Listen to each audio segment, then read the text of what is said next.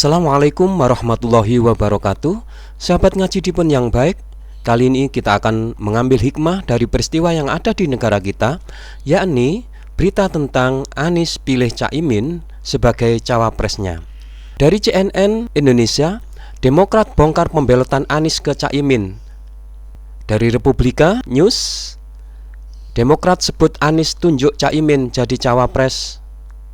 Dari Tribun News, manuver Surya Paloh, Anies pilih Caimin jadi cawapres, koalisi perubahan layu sebelum berkembang. Anies, Caimin duet di Pilpres, CNBC Indonesia. Sahabat ngaji dipun yang baik, ini adalah masalah politik. Banyak kemungkinan di balik peristiwa ini. Apakah memang benar atau ini pura-pura? Mungkin ini sudah janjian koalisi yang lain, atau mungkin ada dalang di balik peristiwa ini. Biarkan waktu berlalu dan kita melihat apa yang sebenarnya terjadi.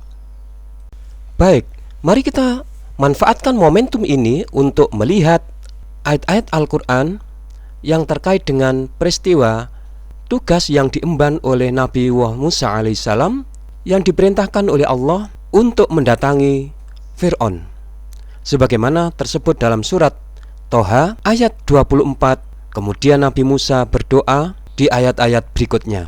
A'udzu billahi minasyaitonir rajim. Bismillahirrahmanirrahim. Idhhab ila fir'auna innahu tagha. Qala rabbi shrah li sadri wa yassir li amri wahlul 'uqdatam min lisani yafqahu qawli waj'al li waziran min ahli Haruna akhi ushdud bihi azri wa ashrikhu fi amri kay nusabbihaka katsira wa nadhkuraka katsira innaka kunta bina basira. Pergilah kepada Fir'aun, sesungguhnya ia telah melampaui batas. Berkata Musa, ya Tuhanku, lapangkanlah untukku dadaku dan mudahkanlah untukku urusanku dan lepaskanlah kekakuan dari lidahku, supaya mereka mengerti perkataanku, dan jadikanlah untukku seorang pembantu dari keluargaku, yaitu Harun saudaraku. Teguhkanlah dengan dia kekuatanku, dan jadikanlah dia sekutu dalam urusanku, supaya kami banyak bertasbih kepada Engkau dan banyak mengingat Engkau.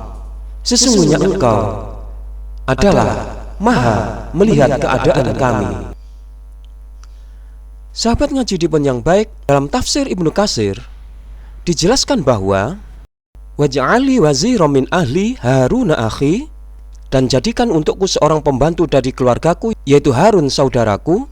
Ini pun merupakan permintaan Nabi Musa alaihissalam sehubungan dengan urusan lain di luar dirinya, yaitu agar saudaranya itu kelak menjadi pembantu yang mendukungnya.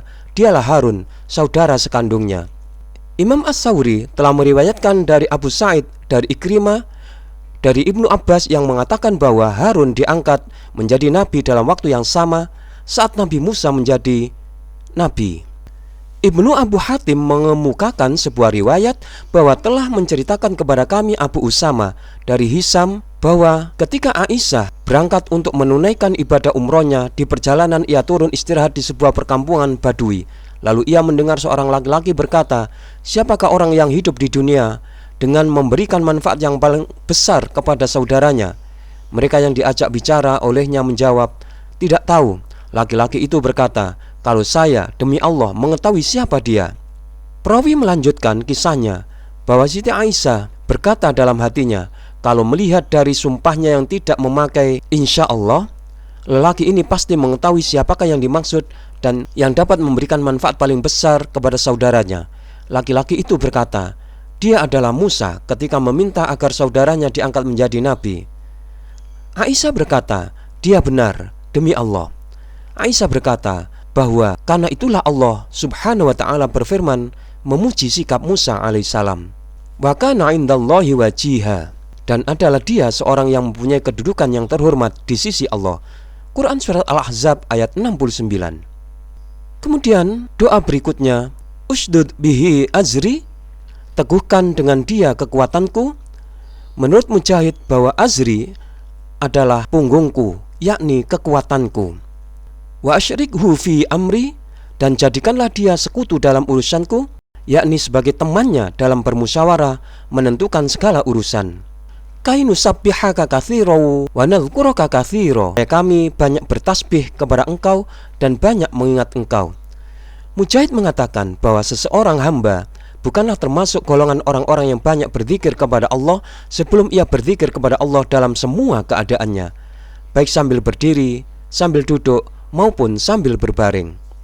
Kemudian firman Allah, innaka kunta bina basira, sesungguhnya engkau adalah maha melihat keadaan kami, yakni dalam pilihanmu yang engkau jatuhkan kepada kami, pemberianmu kepada kami akan kenabian, serta engkau utus kami kepada musuhmu yaitu Fir'aun. Bagimu segala puji atas semuanya itu.